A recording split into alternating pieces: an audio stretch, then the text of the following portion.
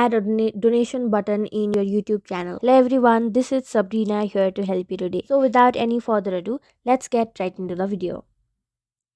So first, create the link of your account where you want to receive the money, whether it can be your PayPal account or simply your bank account. After doing that, simply open your YouTube channel and then go to your profile icon. Now you will see an option of customize channel. Tap on it. After that, you will get several options to customize your channel. Among them, you will see the option of links. Tap on it and then tap on add link. Now all you have to do is paste that link and then write donation in the title and save it.